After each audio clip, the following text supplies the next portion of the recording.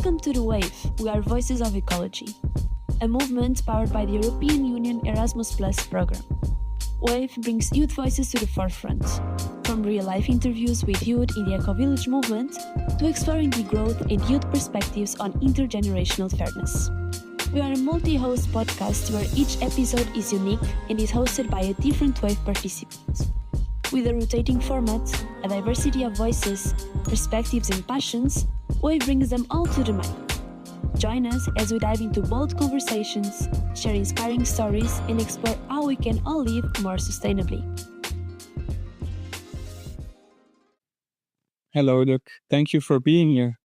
Hello, Bram. I have a couple of questions for you. Fire. First one, so can you give us a brief explanation of the history of community movement, community evolution within Belgium? Brief is not easy, but I will try.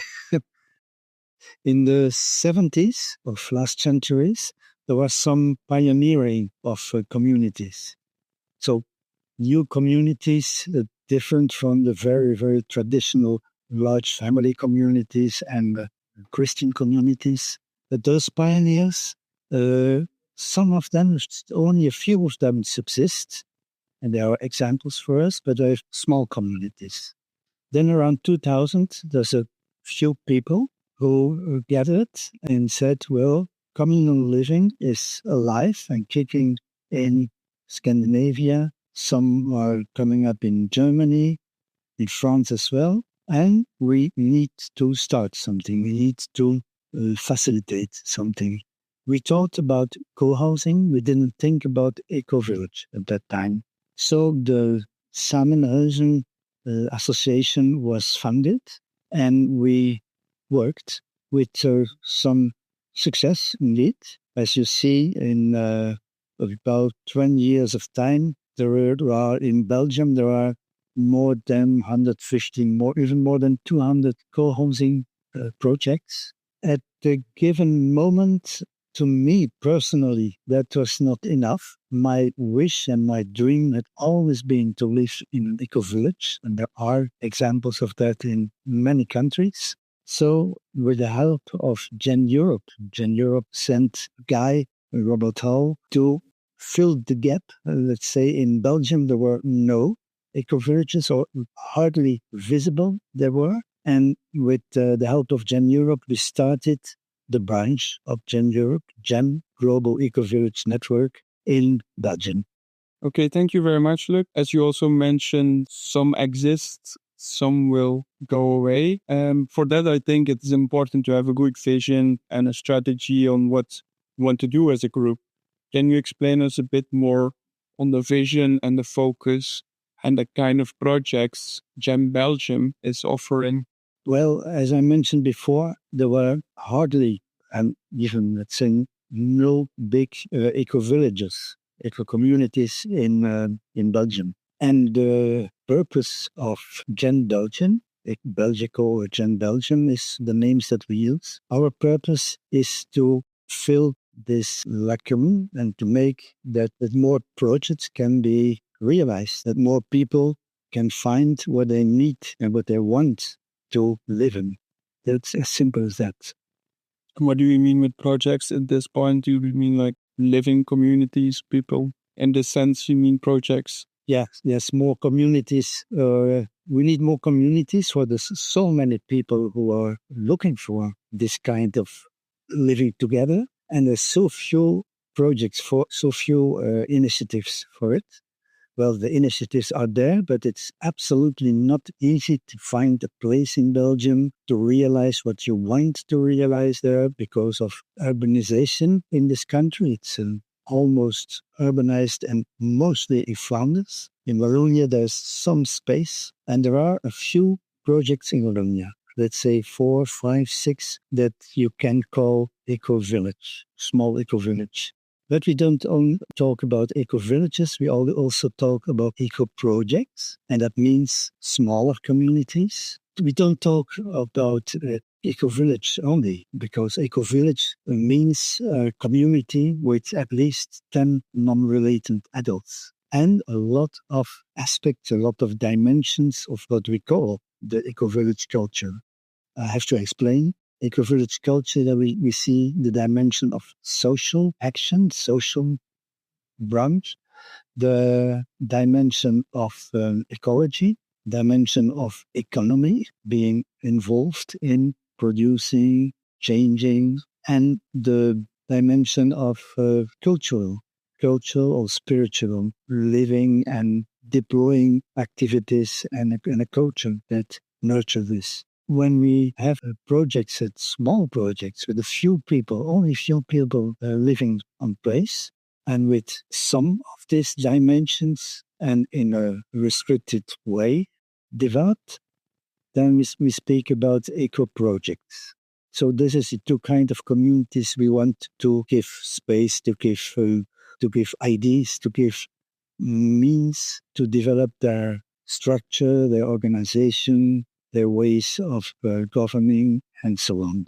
Okay, thank you. Look, as I hear, there are many challenges. You mentioned something about urbanization. I can imagine also a regulation in Flanders, Wallonie differs. Can you say something about what makes it difficult to start a community or an eco project in Belgium? Well, one of the difficulties is about this kind of living together is not well known. Mainstream doesn't know it too well. So we have to make it more acceptable, more normal. And also the local government and the government doesn't know what we're talking about. When we have contacts with some communes, they say, well, it's this is a hippie commune, or your sect, or your anarchist, or something like that. And some of us are, but a small minority. So that makes a problem. That's one problem. This culture is not yet very well known. And even more difficult is that the regulations are not at all adapted to this kind of living together. That's a problem. There's something more. That's even internally, when a group gathers and people want to start a thing like this, a community like this, there are a few things that are necessary in about government. You need some kind of consent or some kind of sociocratic governing, because you're governing it together with people who are very close to you. So if you use a majority voting, for instance, that's one of the examples. If you use majority votings, there are winners and losers, and it doesn't work out. It makes your community of people more tense, and more people can have difficulties to if you if, for instance, you use a majority voting as a technique of governing, then you have winners and losers. And that means that people, when they live close together, they feel bad about it. Losers, of course. And the connection and the connectivity between the group, within the group, is absolutely important. It's paramount for the good functioning of this kind of community. So that's one example, but there's some kind of things you have to manage and use and know some of the principles of tight community living, carrying all the functions. There, some of them are in actual society. Some of those functions are carried by other structures, by structures above this community. So this self-government is important, and it has its own character. Thank you for making us aware of these challenges. Look, as you say, this development of community movement is quite new. It's redeveloping again. And as you say, it's not well known by mainstream. Regulations are not adapted and things like that. Also, this community building aspect is not very well known in an individual Western society. Although there is increased attention to intentional communities in general, we see a very big difference between Belgium and other Western countries. As you also mentioned, we see many communities, eco projects in Germany and neighboring countries. How come there is this big difference between Belgium and other Western countries? Well, I don't know for sure, but I believe it is. This is about regulations and about us Belgians being quiet people. So in the Netherlands, there are a lot of eco-villages coming up now, but most of them were the result of illegal squatting. So in the Netherlands, they dare more than what we dare. And I think it's a cultural thing. As Flanders has been, Flanders and Belgium has been occupied by all the other people from all the countries from Europe were here. The Germans, the Austrians, the French, the Spains, everybody occupied Belgium.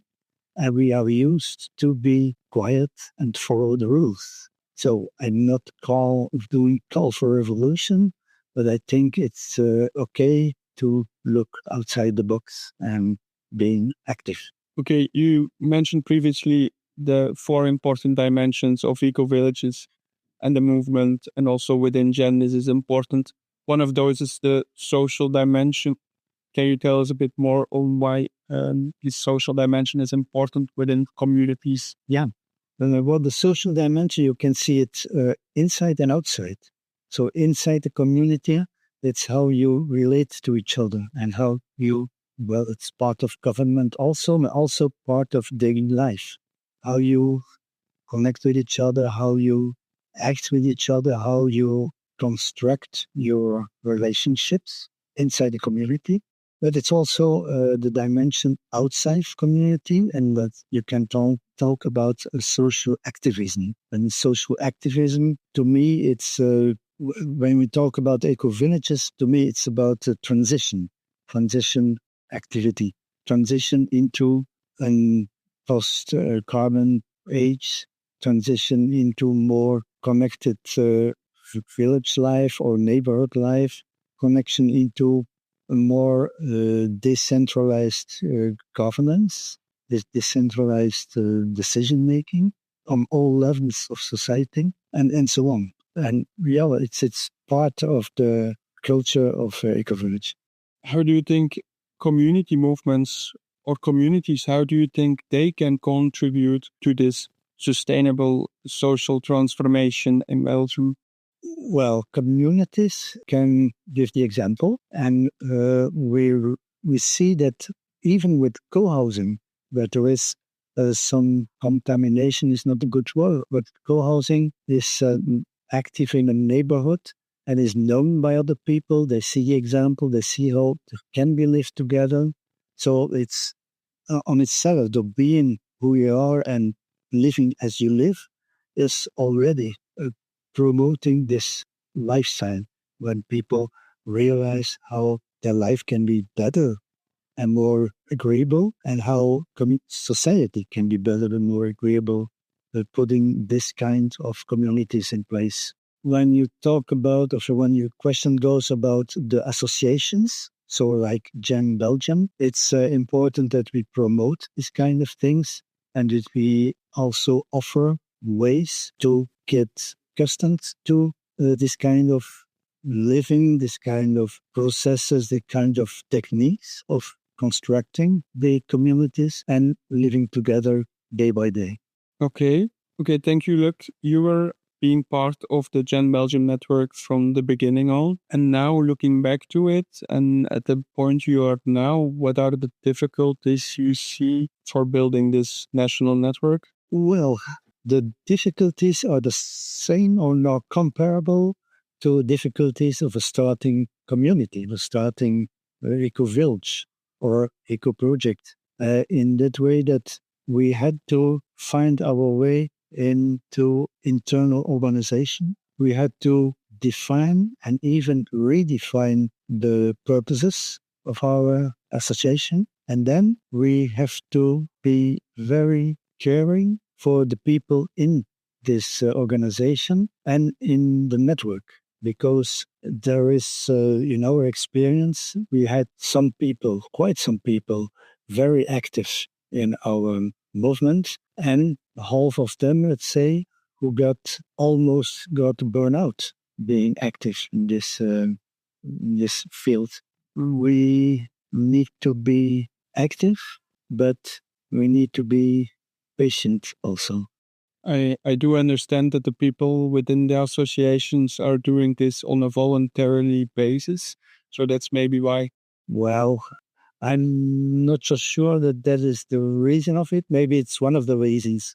But until now, indeed, we have no subsidies, we have no funding. We have a structure that we want to be as accessible as possible. So we don't want to make it cost a lot to people who want to get into this movement. But I believe that actually there's people who want to live in a community. There's people who are starting up a community, and there's people living in communities. Well, the second and the third category are over the head involved in something, in a project that's demanding a lot of time and a lot of energy.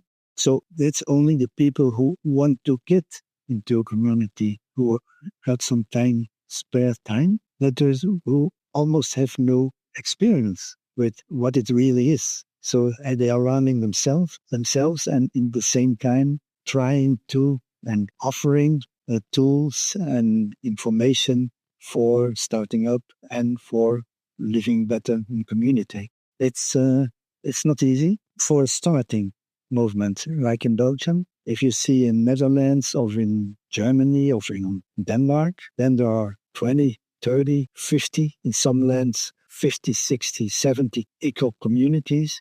And there's a larger base of people who can get involved in that kind of association. Yeah, that's clear enough. Thank you, Lux. You also mentioned something to have like people who want to be part of the network or being active or being a participant in activities or projects. The things you do as a network, you organize events or activities. Can you say something of similar activities you have been doing in the past? Okay. Well, in the last 3 years of our existence, we organized meetings, weekend meetings, twice a year. It was a lot of effort to reach 40, 50 people each time. So now we offer shorter. So now we offer shorter activities the whole day, less effort for us, less effort for the people who assist, and more different activities and more people that we can reach after all. At this moment, we are restarting the association. It's since a few months, since half a year, I say, we restart the association. Our main efforts are to attract people into the movement and to make people understand what it's all about and to make them see that their goal, the goal of living in a community, can be better achieved, in an easier way achieved by joining us, by joining and searching together for structures, searching for land, searching for making things better known, making for better acceptance and local authorities and beyond. That's what we are aiming now. And for that, we offer, at this moment, this year, we offer connection working days. That's a day that we gather with a lot of people in one community, as many as possible, to exchange, to plan, to attract volunteers, of course, also, and to work, to offer work for the community. So they are glad to receive us, to host us, and it's also the community where we are hosted also gets to know the movement better.